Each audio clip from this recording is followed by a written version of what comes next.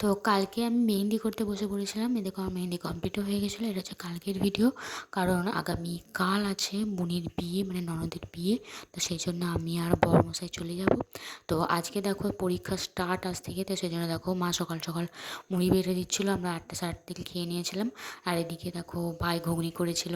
তো তারপর দেখো বরমশাইকে একটু মিষ্টি দিয়ে দিলাম, কারণ মা না হলে আমাকে মেরে ফেলবে। ঠিক আছে, তো চলো এখন আমরা রেডি হয়ে গেছি, এখন যাচ্ছি পরীক্ষা দিতে। তো এখন বেরোবো, চলো। এখন দেখো দাদুকে আমি এটা ইশারা করে বলছিলাম যে আমি আসছি, দাদু তো শুনতে পায় না কানে। তো সেজন্য আমি ইশারা করে বলছিলাম, না হলে দাদু বুঝতে পারবে না। তো ফাইনালি চলে এলাম কলেজ। এই দেখো তোমরা কলেজটা হালকা করে দেখে নাও, পরে আমি ভালো করে দেখানোর চেষ্টা করব। তারপরে পরীক্ষাও শেষ হয়ে গেল, বাইকে আমরা আসছিলাম সবাই মিলে।